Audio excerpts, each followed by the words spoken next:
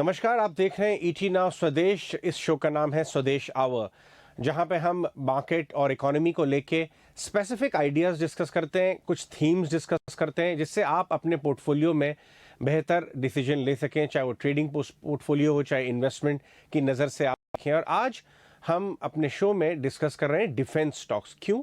क्योंकि सरकार ने, डिफेंस काउंसिल ने 76,000 करोड़ रुपए की एक राशि तय की है डिफेंस मॉडर्नाइजेशन के लिए, और जो कि आत्मनिर्भर भारत, रिमेंबर, करीब 2-2.5 लाख करोड़ का एवरेज सालाना खर्चा है इंडिया का डिफेंस पे। अब तक बहुत सबसे ज़्यादा पोर्शन इसका डिफेंस इंपोर्ट करने के काम में आता था, हार्डवेयर इंपोर्ट करने के। लेकिन आप कुछ सालों में देख रहे होंगे कि भारतीय डिफेंस कंपनीज इंडिजिनियसली अपने आप से काफ़ी हाईटेक सामान खुद मैन्युफैक्चर करने लगी है। बहुत सारे डिफेंस रिलेटेड पीएसयूज के आईपीओ भी हुए हैं और बाजार में भी ये स्टॉक बहुत अच्छा कर रहे हैं। तो इस नई मॉडर्नाइजेशन पुश से और अनाउंसमेंट से कैसा एक तरह से इम्पैक्ट आएगा इस पूरे स्पेस में, जो अब तक इंडिया में इन्वेस्टमेंट ग्रेड ही नहीं थी। चुनिंदा स्टॉक थे, उनके भी कारोबार बहुत बड़े नहीं थे। लेकिन लास्ट कुछ सालों में डिफेंस स्पेस के स्टॉक्स बड़े हो गए हैं, कंपनियां बहुत बड़ी हो गई हैं। नीरज दीवान हमारे साथ जुड़ रहे हैं इस थीम के बारे में बात करने के लिए, और उसके बाद हम कुछ पर्टिकुलर स्टॉक्स पर भी बात करेंगे। नीरज, बहुत बहुत शुक्रिया ईटी नाउ स्वदेश पे आज हमसे बात करने के लिए। सबसे पहले ये बताएं कि ये जो इंडियन डिफेंस कंपनीज और स्टॉक्स हैं जो लिस्टेड स्पेस में हैं, इनकी प्रोग्रेस को आप कैसे देख रहे हैं? आप तो कई सालों से हैं बाजार में। पहले ये बहुत बड़ा इन्वेस्टमेंट ग्रेड सेक्टर था ही नहीं, अब ये सीरियस इन्वेस्टमेंट ग्रेड सेक्टर बनता जा रहा है। या बिल्कुल आप ठीक कह रहे हैं। थोड़ी देर अगर आप 10-12 साल पहले की बात करें तो डिफेंस नेम में हमको BEML, BEL, ये 2-3 नाम ही पता थे जहाँ पे हम डिफेंस का कुछ भी ऑर्डर आते थे तो इनको मिलते थे और इनके से ही हम इस थीम को प्ले करते थे। पर अब कुछ पिछले कुछ सालों में काफी कंपनी और भी जुड़ गई हैं जिनका जिनकी इवन टॉप लाइन ग्रोथ के अलावा एक अच्छी ऑर्डर बुक भी अच्छी बन रही है। जो पुश हो रहा है मेक इन इंडिया का, और डिफेंस एक्सपेंडिचर भी बढ़ रहा है, प्लस मेक इन इंडिया का भी बहुत हो रहा है। तो ये काफी और कंपनीज है जो सामने आ रही हैं जिनकी जिनकी ऑर्डर बुक काफी स्ट्रांग हो रही है। BEL और BEML के अलावा जैसे आपके हिंदुस्तान एरोनॉटिक्स है, माजगांव डॉक है, काफी कंपनीज है जिनको काफी अच्छी ऑर्डर मिल रहे हैं और काफी अच्छी ऑर्डर बुक है। क्या आप ये कहना चाह रहे हैं कि अब इन कंपनीज की जो भारत के डिफेंस मिनिस्ट्री है, उन्होंने अपनी पॉलिसीज में बदलाव लाए हैं, उनकी वजह से इस सेक्टर की ऑर्डर बुक और फ्यूचर रेवेन्यू विजिबिलिटी में बहुत बड़ा इजाफा हो गया है? तो प्रिडिक्टेबल अर्निंग्स हैं, रेवेन्यू ग्रोथ प्रिडिक्टेबल, जब आपको मालूम है इतने करोड़ के ऑर्डर बुक हैं तो वो ट्रांसलेट होंगे रेवेन्यूज में, इसकी वजह से बाजार इसको रिकग्नाइज कर रहा है। या बिल्कुल, अगर आप इन कंपनीज की बात करें तो अगर आप पहले देखते थे इन कंपनीज की, अगर आप इसकी कैश फ्लो देखते थे तो इनके ये हमेशा नेगेटिव कैश फ्लो कंपनीज थी।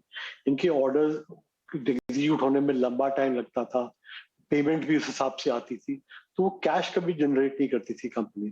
पर अब क्योंकि ऑर्डर की इनकी एक बढ़ गए ऑर्डर आना, एक उसकी काफी ऑर्डर आ रहे हैं और काफी एग्जीक्यूशन भी पिकअप हो गई है, तो उससे इनकी कैश फ्लो भी इम्प्रूव हो रहा है, तो एक कैश भी जनरेट कर रही है। और ये इस दिस इज व्हाट इज ये एक मेजर पार्ट है इस कंपनीज का कि इनकी री-रेटिंग होते हुए दिख रही है हमारे। री रेटिंग क्लियरली इस सेक्टर की हो रही है। चलिए अब कुछ स्टॉक्स के बारे में बात करते हैं। BEL के बारे में बात करते हैं। वो बहुत पुरानी कंपनी थी और अब जो है उसका पूरा शेप एंड साइज चेंज हो रहा है, पूरा एक ट्रांसफॉर्मेशन सा हो रहा है। आपको क्यों पसंद है BEL? BEL एक तो बहुत स्ट्रॉन्ग ऑर्डर बुक है उनकी, और उनकी एग्जीक्यूशन पिक भी करी थी लास्ट ईयर में, but because of the commodity pressure, prices ऊपर जाने के करके वो ऑपरेटिंग एडवांटेज उनको नहीं मिला, जो अब बिकॉज जिस तरह की करेक्शन कमोडिटी में हो रही है, और वो और भी उम्मीद कर रहे हैं कि थोड़ी उनकी टॉप लाइन इंप्रूवमेंट इस साल भी होगी, उसके चलते हुए प्रॉफिटेबिलिटी की भी इंप्रूवमेंट हो सकती है। और प्लस वो एक्सपेक्ट कर रहे हैं कि इस साल में उनको 40,000 करोड़ के और ऑर्डर डिफेंस के मिलने चाहिए, तो उससे उनकी ऑर्डर बुक और अच्छी स्ट्रांग होगी। तो एक तो top line growth plus margin improvement करते हुए आई थिंक एक 2-3 साल है जहाँ पे इनको एक अच्छी हमारे को एक CAGR growth both on top line and bottom line दिख सकती है। इवन BEML ऐसे तो बहुत पुरानी कंपनी है, बट इधर जब हम कई बार कुछ मैनेजमेंट से बात करें उनसे, तो हमें नज़र आया कि ये कंपनी भी हाई ग्रोथ कंपनी होने वाली है। आपको क्यों पसंद है और किस तरह के अर्निंग्स ग्रोथ या टारगेट इसमें अचीव हो सकते हैं अगर आदमी 1 से 2 साल तक का इन्वेस्टर्स नज़रिया लेके चलें तो? बीएमएल में दो चीजें, एक तो जैसे जैसे ऑर्डर्स अभी आ रहे हैं उसमें अगर आप कई स्पेसिफिक जो आर्म्स एमिनेशन टैंक्स फोकलिफ्ट्स इस तरह के ऑर्डर्स आते हैं, तो वो इन ऑर्डर्स को एग्जीक्यूट करने में काफी एक स्ट्रांग कंपनी है। उसके अलावा जो उसकी प्राइवेटाइजेशन की बात होती है, बात हो रही है, अगर कोई प्राइवेट प्लेयर इसके अंदर आ जाएगा तो आई थिंक उसके अंदर एक बहुत फिनोमिनल ग्रोथ आ सकती है। बिकॉज गवर्नमेंट बात कर रही है कि उसकी लैंड की मोनेटाइजेशन करेगी, एक सेपरेट कंपनी बनाएगी, और जो प्योर कंपनी है जो मैन्युफैक्चरिंग कर रही है उसको अलग से उसके अंदर एक डिसइन्वेस्टमेंट करेगी। आई थिंक वो एक बहुत बड़ा ट्रिगर होने वाला है उसके लिए, और उसको चलते हुए आई थिंक नेक्स्ट 4-5 सालों में तो वो कंपनी यहाँ से एक मल्टीपल फोल्ड ग्रोथ दे सकती है। ये आपने बहुत अच्छी बात की, इसमें डबल री रेटिंग की पॉसिबिलिटी, एक स्ट्रेटेजिक इन्वेस्टर आ सकता है जो बहुत टेक्नोलॉजी लेके आएगा और कंपनी का पूरा प्रोडक्ट प्रोफाइल बदल सकता है। दूसरा, इसमें डीमर्जर भी है, नॉन कोर एसेट्स का पॉसिबल है आपके हिसाब से, और ऑफ कोर्स Absolutely. उसकी वजह से जो कैश फ्लोज आगे जनरेट हो सकते हैं, और इन्वेस्टर्स को इसमें एक तो री रेटिंग मिलेगी, और अगर कोई नॉन कोर एसेट का ट्रांजैक्शन है तो स्पेशल डिविडेंड की भी पॉसिबिलिटी इसके अंदर खुल जाती है। नीरज, एयरक्राफ्ट और फाइटर जेट्स की बात करें तो हम अभी तक बहुत ज़्यादा डिपेंडेंट रहे हैं फ्रांस पे, जर्मनी पे, इवन रशिया पे। अब आपको लगता है कि एचएएल के थ्रू वो चीज़ें बदल सकती है? एचएएल एक अच्छा व्हीकल बन सकता है उस ग्रोथ को, आत्मनिर्भर और वो इंपोर्ट सब्स्टिट्यूशन प्ले की वजह से?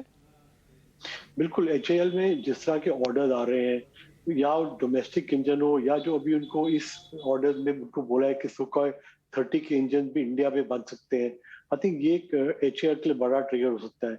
अगर वो इस ऑर्डर को उनको मिलता है और अच्छे से एग्जीक्यूट करते हैं, तो वो एक बहुत बड़ी आगे के लिए पॉसिबिलिटी उसके लिए ओपन कर सकता है। आगे चलते हुए उनको बहुत अच्छी ऑर्डर आ सकते हैं, जो अभी जो काम कर रहे हैं उससे 4-5 टाइम ज्यादा काम कर सकते हैं वो। और अगर वैल्यूएशन में भी देखें तो एचएएल अभी भी चलने के बाद भी तो वो अपने 50 हाई के आसपास पहुंच रहा होगा, बट वो एक एक्सपेंसिव स्टॉक नहीं है।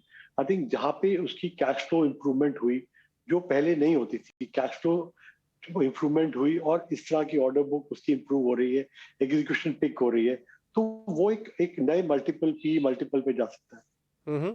चलिए अब आगे बढ़ते हैं, कैटेगरी की बात करते हैं, वो है हमारी नेवी की जो फ्लीट अपग्रेडेशन की अपॉर्चुनिटी है, चाहे वो डिफेंस बोट्स हो जाए, चाहे वो सबमरीन हो जाए। अ, उसमें आपको माजगांव डॉक और गार्डन रीच, ये दो कंपनियां बहुत पसंद है। अगर आप एक एक करके बताएं कि क्या पोटेंशियल होल्ड करती हैं इन्वेस्टर्स के लिए ये दोनों कंपनियां।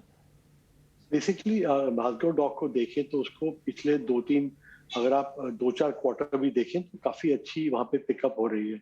और प्लस जो इस तरह का ऑर्डर बुक आज ऑर्डर जो 76,000 करोड़ जो गवर्नमेंट ने अनाउंस की ऑर्डर आ सकते हैं, उसमें 36,000 करोड़ नेवी के लिए है, जो एक कवर्ड मैन्युफैक्चरिंग के लिए यूज हो सकते हैं। तो इस कवर्ड मैन्युफैक्चरिंग में गार्डन रीच भी अच्छी एक कैपेबिलिटी रखती है, एक्सपर्टीज रखती है, और माजगांव डॉक भी उस फील्ड के अंदर एक अच्छी कैपेबिलिटी रखती है। तो इन दोनों कंपनीज के जो ऑर्डर बुक है वो काफी स्वेल हो सकती है इसकी वजह से। तो आई थिंक उसको चलते हुए next I think couple of 2-3 years 4 years में जो एग्जीक्यूशन होगी उससे एक अच्छा इनको मुनाफा मिलेगा। अगर आप हमारे निवेशकों के लिए एक बात बता सकें कि इन चारों ही स्टॉक के वैल्यूएशंस को आप कैसे देखते हैं, और इनकी अर्निंग ग्रोथ 1 से 2 साल में किस तरह की अर्निंग्स ग्रोथ की विजिबिलिटी है, क्योंकि आफ्टर ऑल स्टॉक प्राइस का भी उतना ही अर्निंग ग्रोथ को मिरर करेगा, तो जितनी अर्निंग ग्रोथ पॉसिबल है तो उतने ही रिटर्न्स की एक्सपेक्टेशन करना शायद एक मुनासिब एक्सपेक्टेशन होगी इन निवेशकों के हिसाब से, अगर आप शेयर कर सकते हैं। बेसिकली इसमें मैं जो टॉपिक मैं इसमें से चुनूंगा वो हिंदुस्तान एरोनॉटिक्स को चुनूंगा, बिकॉज वहाँ वैल्यूएशन अभी भी अट्रैक्टिव है।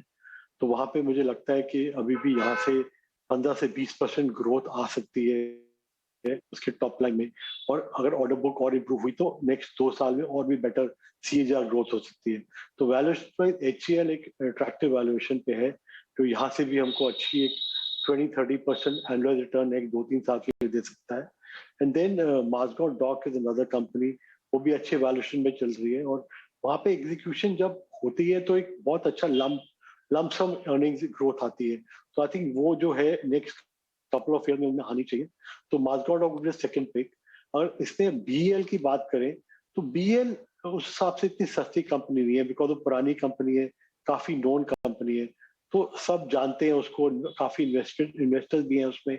तो वहां पे एक जहां तक आपको रिटर्न की है आई थिंक रिटर्न की थोड़ा सा वहां पे कम स्कोप है, बिकॉज वो ऑलरेडी एक अच्छे वैल्यूएशन पे चल रही है। आई थिंक वो अगर उसको 20 टाइम भी 1 ईयर फॉरवर्ड देखें तो वो एक फेयरली वैल्यूड है, जहाँ पे 5-10% ज्यादा अपसाइड लग नहीं रही है। अगर हाँ ऑर्डर बुक बहुत स्ट्रांग होती है, एग्जीक्यूशन स्ट्रांगली पिकअप करती है, तो एक फर्दर रीरेटिंग हो सकती है उसके लिए। और उसके बाद अगर हम बाकी स्टॉक की जो हमने बात की है, उसके अंदर बीएमएल है, जिसके अंदर एक हम आपने भी जो मेंशन किया कि उसमें डबल ट्रिगर्स हैं। तो वहां पर अगर प्राइवेटाइजेशन होती है, एक स्ट्रेटेजिक प्लेयर है, और एक वैल्यू अनलॉकिंग भी होती है, because the land holding get listed separately, वहां पे एक डार्क हॉर्स हो सकता है, जहाँ पे बहुत अच्छा रिटर्न मिल सकता है। राइट। ऑल राइट नीरज, बहुत बहुत शुक्रिया आज इस सेक्टर पे हमसे बात करने के लिए, और किस तरह की इन्वेस्टमेंट अपॉर्चुनिटीज़ इस स्पेस में निवेशकों के लिए एग्जिस्ट करती हैं, और उन्हें क्यों ये कुछ स्टॉक अपने पोर्टफोलियो का हिस्सा बनाना कंसिडर करना चाहिए। स्वदेश आर पे आज हमसे बात करने के लिए बहुत बहुत शुक्रिया नीरज। Thank you.